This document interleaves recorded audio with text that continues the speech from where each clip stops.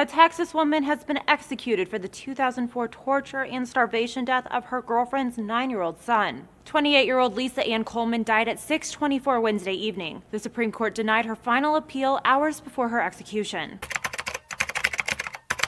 On September 17, 2014, at exactly 6:24 p.m., Lisa Ann Coleman became the 517th person executed in Texas since 1982. She was also the 6th woman to die by lethal ejection since Texas brought back the death penalty. But this wasn't just another execution. This was the end of a story that began 10 years earlier in an Arlington apartment.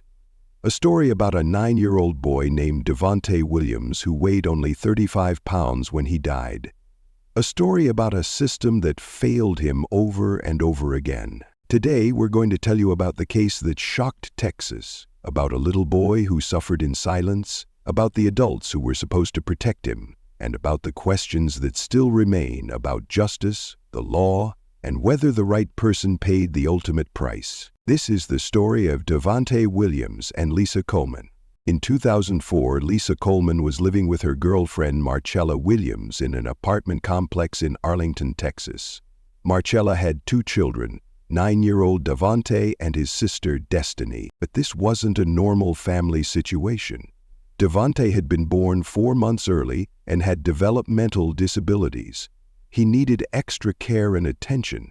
Instead, he got the opposite. The problem started years before 2004.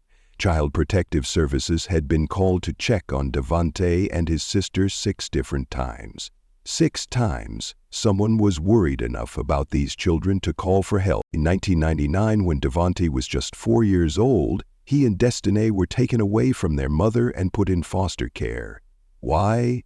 Because Devonte had been beaten with an extension cord. His little body was covered in marks. During this time, a psychologist examined Devonte. The doctor found that because he was born so early, Devonte had learning problems and needed special help. He wasn't like other kids his age. But here's where the system failed.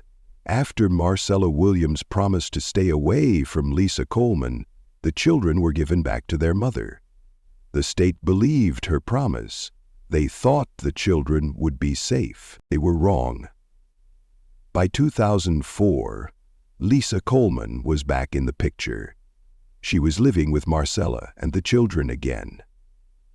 And Devonte's nightmare was about to get much worse. The little boy who had already suffered so much was about to face the worst months of his short life. July 26, 2004. It was a hot summer day in Arlington, Texas. Paramedics rushed to an apartment complex after getting an emergency call. What they found inside apartment would haunt them forever. Devonte Williams was dead. But this wasn't just any death. The 9-year-old boy's body told a story of months of torture and neglect. He weighed only 35 pounds. To put that in perspective, a healthy 9-year-old boy should weigh around 70 pounds. Devonte weighed half of what he should have. His body was covered in 250 scars. 250. Each one told a story of pain and suffering. Some were old, some were new. All of them showed that this little boy had been hurt over and over again. The medical examiner found that Devonte had died from malnutrition. He had literally starved to death. But that wasn't all.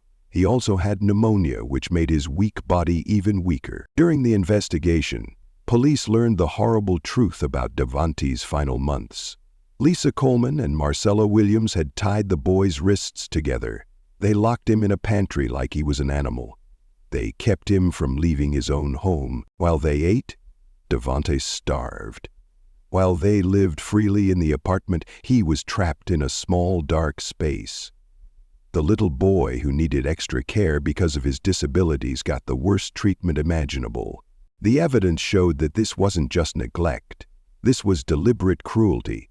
The 2 women had systematically tortured this child until his small body couldn't take any more. When paramedics arrived that July day, it was too late. Devonte had suffered for months, and now he was gone. His short life had been filled with more pain than most people experience in a lifetime. The apartment that should have been his safe home had become his prison. The adults who should have protected him had become his torturers. Now the question was, who would pay for what happened to Devonte Williams? The investigation into Devonte's death moved quickly. The evidence was overwhelming and horrific. Police arrested both Lisa Coleman and Marcella Williams. Both women were charged with capital murder, the most serious crime in Texas. This charge meant they could face the death penalty. But the case had a legal problem that became very important later. In Texas, to charge someone with capital murder, there has to be another serious crime involved. You can't just charge capital murder for killing someone. There has to be something else, like robbery, kidnapping, or burglary. The prosecutors decided to use kidnapping as the second crime. They argued that by tying up Devonte and locking him in the pantry, Coleman and Williams had kidnapped him in his own home. This might sound strange. How do you kidnap someone in their own house? But Texas law says kidnapping happens when you move someone or keep them somewhere against their will, planning to hide them or hurt them. The prosecutors said that's exactly what happened. They kept Devonte locked up and hidden away while they tortured and starved him. During the investigation, more horrible details came out. The Child Protective Services files showed that people had been worried about Devonte for years. There had been 6 investigations into possible abuse. 6 chances to save this little boy. Each time, the system had failed him. The evidence against both women was strong. The question now was what would happen to them. Would they both face the death penalty? Would they both go to trial? That's when Marcella Williams made a decision that changed everything. In 2006, Marcella Williams made a deal with prosecutors. She agreed to plead guilty to avoid the death penalty. This meant she admitted she was responsible for her son's death, but she wouldn't face execution. Instead, she would spend the rest of her life in prison. This left Lisa Coleman to face trial alone. Coleman's lawyer was John Stickles from Arlington. He had a difficult job. The evidence against his client was overwhelming.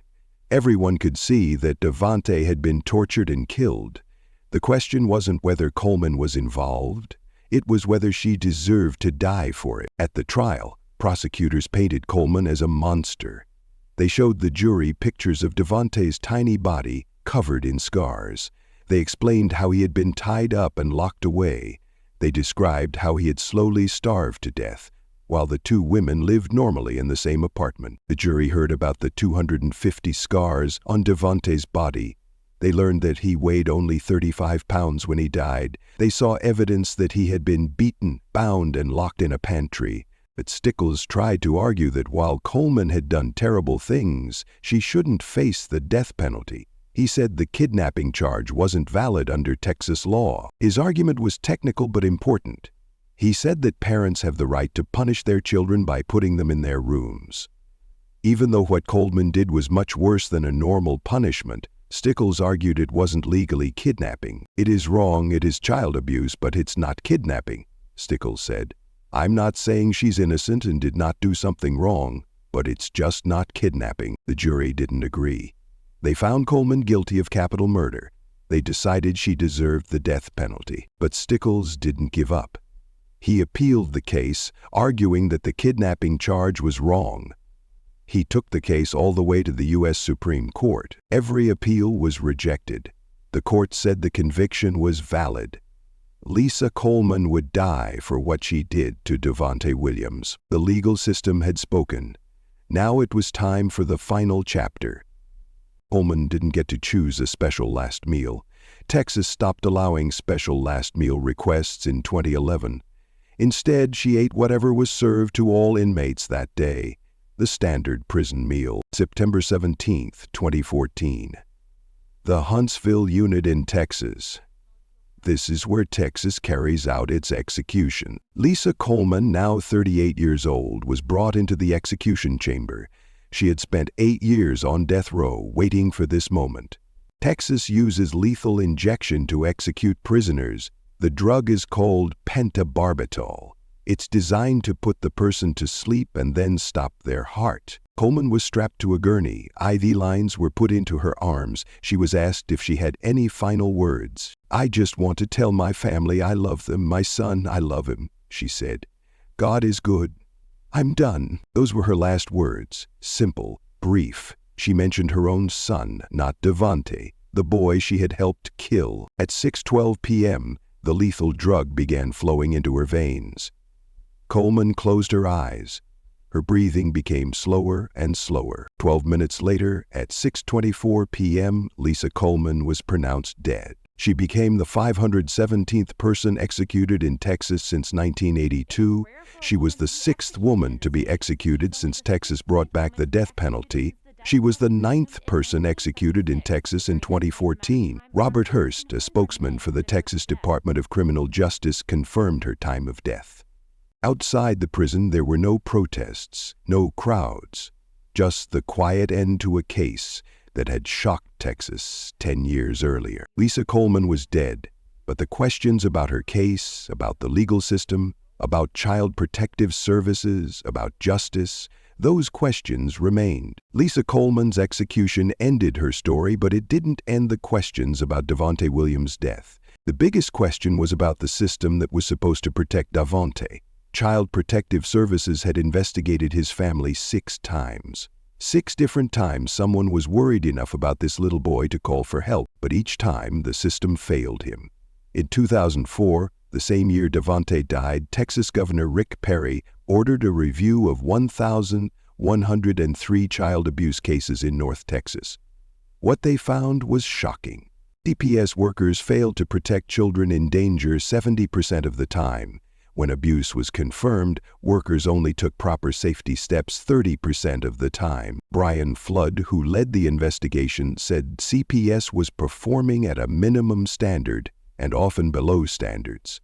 In other words, the system designed to protect children like Devante was broken. This wasn't just about one case. This was about hundreds of children who weren't being protected. Some people wondered if Lisa Coleman was the right person to execute. Her lawyer, John Stickles, never stopped believing that the kidnapping charge was wrong. He said Coleman was guilty of child abuse and murder, but not capital murder. So he said Lisa is absolutely innocent of capital murder. And if they execute her, they will be executing someone who is innocent of capital murder. But others disagreed. They said Coleman had participated in months of torture that led to a child's death. They said she deserved the ultimate punishment. Marcella Williams, Devante's own mother, was still alive in prison. She had avoided the death penalty by pleading guilty. Some people thought this was unfair. Why should the mother live while Coleman died? The case also raised questions about the death penalty itself. Was execution the right punishment? Did it bring justice for Devante? Did it prevent other children from being hurt? These are questions without easy answers. What everyone could agree on was this: Devante Williams deserved better. He deserved adults who would protect him, not hurt him. He deserved a system that would save him, not fail him 6 times. He deserved to live. 10 years passed between Devante Williams' death and Lisa Coleman's execution.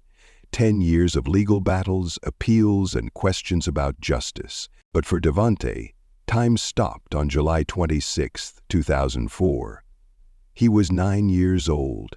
He weighed 35 pounds. His body was covered in 250 scars. He died alone, hungry, and afraid. Lisa Coleman's execution didn't bring Devante back. It didn't fix the Child Protective Services system that failed him. It didn't answer all the questions about who was really responsible for his death. What it did was close one chapter in a story that should never have happened. Today, Devante would have been 29 years old. He might have had a family of his own. He might have overcome his disabilities and lived a full life. We'll never know what he could have become. Lisa Coleman paid with her life for what she did to Devante. But the real tragedy isn't just that she died, it's that he died first. His story reminds us that children depend on adults to protect them. When we fail them, the consequences can be deadly. Devante Williams deserved better. We all do.